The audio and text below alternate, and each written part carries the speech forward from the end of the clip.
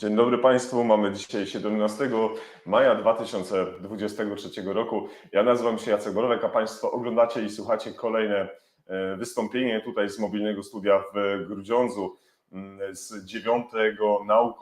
naukowo-szkolnego sympozjum ratunkowego. Bardzo się cieszę, że udało nam się zrealizować wczoraj bardzo ciekawe wywiady.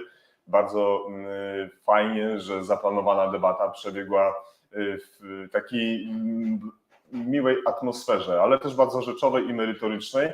Bardzo dużo informacji zwrotnych, bardzo wiele ciekawych pytań również w kuluarach zostało zadanych i jest mi z tego powodu niezmiernie miło, że drodzy Państwo, również w trakcie wczorajszych wejść, takich spontanicznych, krótkich, również komentowaliście przebieg naszych rozmów, zarówno z osobami, które brały bezpośrednio udział w debacie, ale też już odnosiliście się do tego wszystkiego, co było widoczne przed rozpoczęciem naszego wczorajszego dnia. Był ten dzień bardzo intensywny, bo rozpoczął się oczywiście od warsztatów RSI i dzisiaj między innymi ekipa, która te warsztaty RSI przeprowadzała, będzie z nami dzisiaj tutaj na tej kanapie, tak więc będziemy mogli zapytać, dlaczego to RSI jest takie ważne, szczególnie w obecnym czasie, kiedy staramy się wypracować nowe procedury postępowania w medycynie przedszpitalnej. W związku z tym będzie mi niezmiernie miło przywitać gości, zapytamy, czym tak to naprawdę RSI jest i być powinno i w jaki sposób my, medycy, powinniśmy się do tego przygotować, a w jaki sposób nasi pracodawcy, dysponenci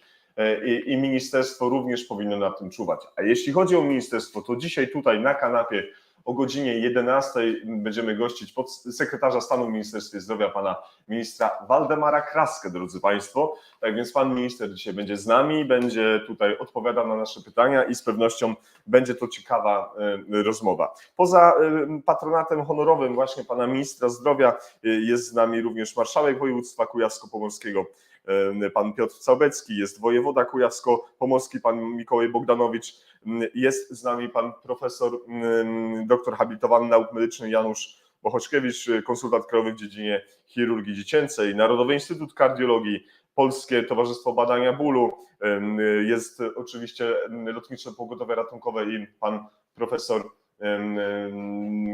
Robert Gałązkowski, który już chyba dzisiaj wraca, pędzi do Warszawy, no bo obowiązków zawsze bardzo dużo. Konsultant krajowy w dziedzinie medycyny ratunkowej, pan profesor doktor habilitowany Robert Ładny też jest na konferencji i mam nadzieję dzisiaj znajdzie dla nas chwilkę czasu. Cieszę się bardzo, że wczoraj zarówno w debacie, jak i tutaj w tym podsumowaniu był z nami profesor doktor habilitowany Klaudiusz Nadolny, który, jak wiemy, drodzy Państwo, jest szefem Sosnowieckiego Pogotowia. Co dzisiaj w tym naszym rozkładzie, drodzy widzowie i słuchacze NT Live, to najłatwiej dowiedzieć się, wchodząc na stronę internetową sympozjum naukowo-szkolnego, które na tym plakacie widnieje ten napis, i sprawdzić, co organizatorzy tego wydarzenia dla nas przygotowali. Dzisiaj od samego rana warsztaty szkoleniowe od 8 godziny już się rozpoczęły. Pierwszy warsztat to farmakoterapia u pacjentów pediatrycznych i tam doktor nauk medycznych i nauk o zdrowiu pan Michał Kucap z Akademii Śląskiej w Katowicach, również Wojewódzkie Pogotowie Ratunkowe w Katowicach, Śląski Urząd Wojewódzki, to są te instytucje, w których pan Michał funkcjonuje zawodowo, i pan magister Piotr Szwedziński z SPZOS w Rejonowe Pogotowie Ratunkowe w Sosnowcu, Akademia Śląska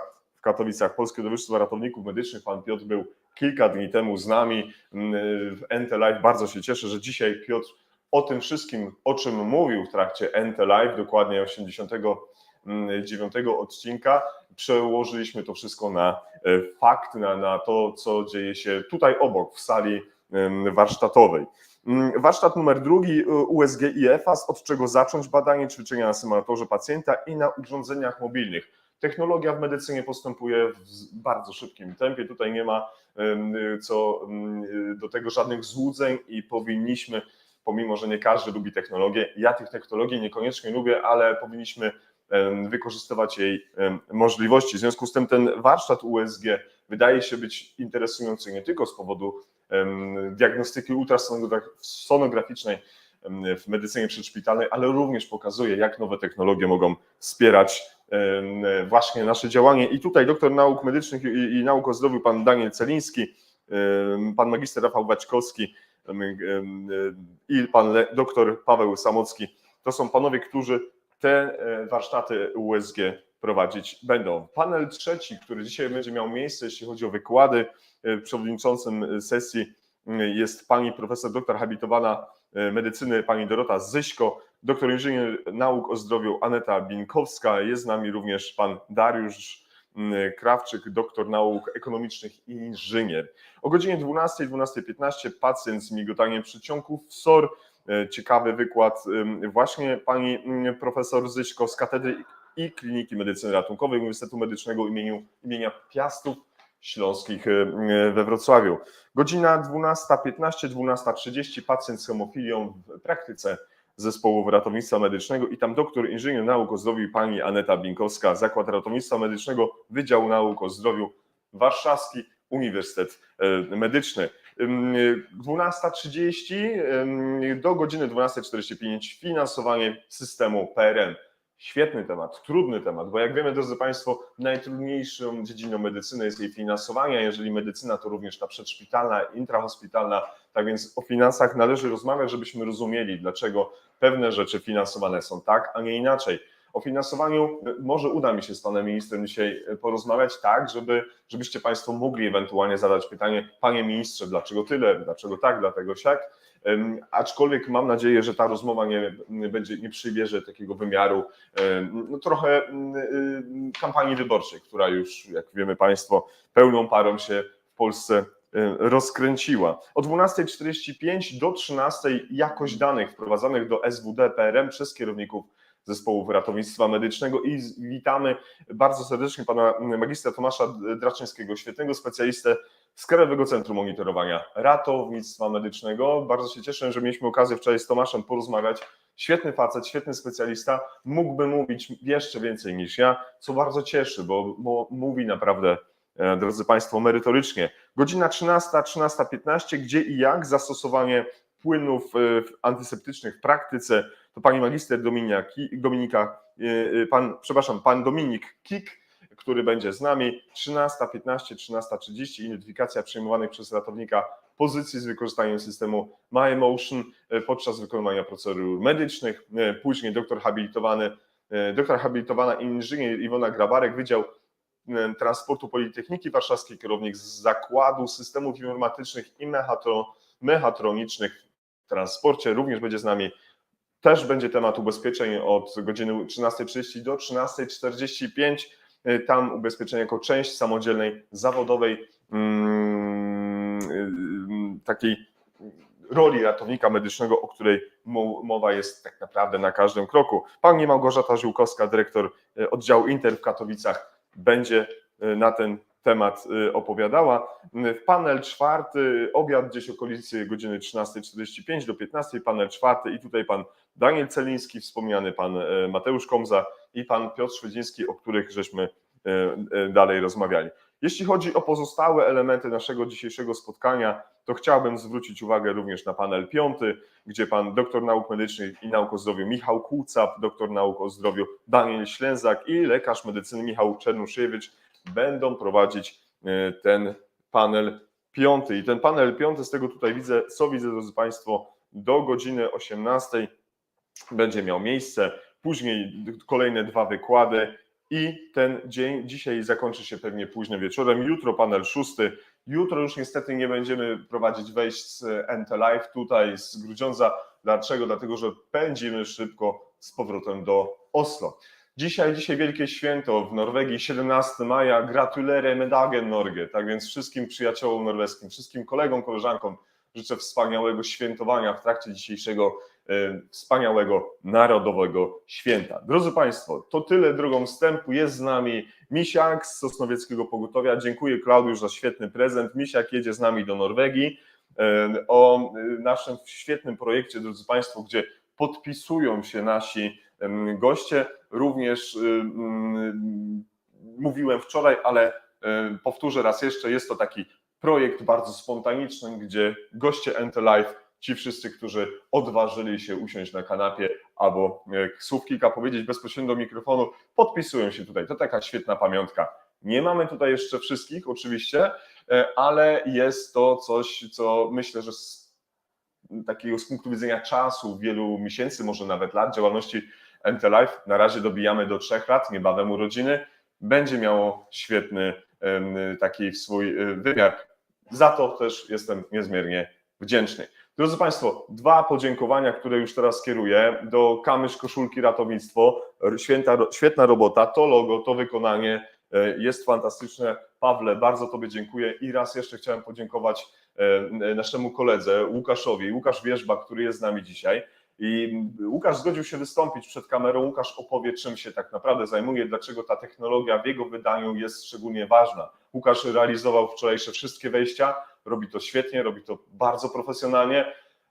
Podejście do oczekiwań naszych i przede wszystkim organizatorów zostały zrealizowane na 10,5 w skali od 0 do 10. Tak więc jak Państwo widzicie sami, po mistrzowsku porozmawiamy dzisiaj również na pewno z Łukaszem, z czego bardzo się cieszę. Warto poznawać fajnych ludzi, bo nigdy nie wiadomo, drodzy Państwo, czy na kolejnych wydarzeniach w Polsce związanych z medycyną przedszpitalną taki Łukasz się nie pojawi z kamerą, z nagraniem, czy z mikrofonem, żeby zrobić świetną dla Państwa robotę, którą później można oglądać na przykład w NT Live albo w materiałach podsumowujących. Myślę, że to tyle na dzisiaj. O 10:45 ma zjawić się tutaj pan minister. Czy uda nam się zrobić jeszcze jedno wejście z innymi zaproszonymi osobami? Tego nie wiemy, bo jedni przychodzą, drudzy wychodzą, ale z tego, co zapewniał nas pan minister, o godzinie 11:00 rozpoczynamy wywiad z sekretarzem stanu w Ministerstwie Zdrowia, panem Waldemarem Kraską. Jak wiemy, pan Waldemar Kraska jest lekarzem. Jak zapewnia w wielu wywiadach, w wielu rozmowach z ponad 30-letnim stażem w zespołach wyjazdowych, no zapytamy pana ministra o jego ostatnie wyjazdy, jak widzi poprawę systemu, kiedy pracuje w karetce. No mam nadzieję, że podzieli się z nami tymi doświadczeniami. Jak zwykle zachęcam do komentowania, zachęcam do pisania ciekawych pytań, zadawania tych pytań naszym gościom. Z przyjemnością będę je podawał dalej. Fajnie jest, kiedy Państwo piszecie, z jakiego miasta pochodzicie, od jakiego dysponenta. Jeszcze jak dorzucicie do tego hashtag NTLive, to wtedy mam takie poczucie, że docieramy jeszcze dalej. Wiecie, drodzy Państwo, ten algorytm matematyczny Facebooka jest taki trochę straszny, bo rzeczywiście czym więcej się odznaczy kogoś lub czegoś, brzydko powiem, w sieci, to jesteśmy bardziej zauważani. Tak więc jeśli to nie problem, zachęcam do polubienia profilu facebookowego zarówno sympozjum ratunkowego, oczywiście zachęcam do polubienia profilu Nurdist Ticket na Facebooku, oczywiście kanału na YouTube Nurdist Ticket i oczywiście również korzystania ze Spotify. Ja wiem, że na Spotify jeszcze nie ma Grudziądza, ale drodzy Państwo, pozwolicie, że jak tylko wrócę do Oslo, jak tylko się to wszystko ładnie ogarnie, będzie nam niezmiernie miło. Marek jest dzisiaj z nami, wojewoda, napisał, że pracowity. Tak, dzisiaj jest 17 maja, a ja pracuję. Cieszę się, drogi Marku, że jesteś z nami bardzo regularnie. Widzę, jest z nami pan Łukasz Derkacz. Panie Łukaszu, jeszcze pan na dyżurze 12 godzin idzie do domu, a nie jakieś tutaj doby ciągnąć, panie drogi Łukaszu. Cieszę się, dzięki za ten NT Live. Mam nadzieję, że tutaj pana dzisiaj zobaczymy, bo rzeczywiście zapowiada się ciekawy dzień. Wczoraj dostaliśmy mnóstwo takich ciepłych feedbacków, jak to się ostatnio w tej naszej audycji też przewijało na temat działalności NT Live, ale to nic bez was, drodzy Państwo. Jeżeli jest odbiór, jeżeli jest ciekawa interakcja między nami, to czy to będzie tutaj w takim wyjazdowym studio, czy to będzie w studio akwariowym, czy z tymi krzakami za plecami, to jest to dla kogo robić. Okazuje się, że po wczorajszych spotkaniach w kuluarach, drodzy Państwo, tak zwanych networkingowych, już zaplanowaliśmy kolejne 3 wydania po wakacjach.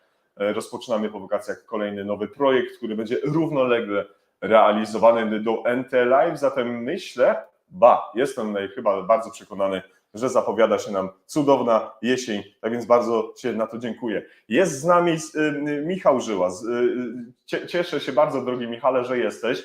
Faktycznie, słońce jest dzisiaj cudowne, mamy piękne studio przeszklone, widać kto wchodzi, kto wychodzi. Stanowisko Lardal Medical Poland jest obok nas. Świetna robota Twoich kolegów, drogi Michale. Przed chwilą strzeliłem świetne foto pięknego Waszego manekinu z Waszym podpisem. Fantastycznie, że jesteście w takich miejscach. Dla mnie osobiście firma Lardal, jak wiesz, znaczy ogromnie wiele. Zatem do zobaczenia w Stavanger, mam nadzieję, już niebawem, już za kilka tygodni.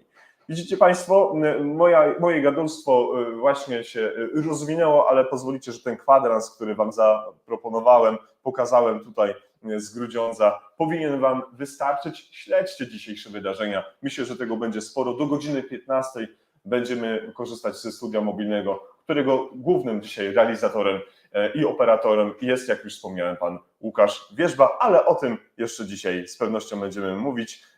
Pozdrawiam Łukasza, jestem mu niezmiernie wdzięczny za jego pracę. A tymczasem wszelkiego dobrego, do usłyszenia i do zobaczenia.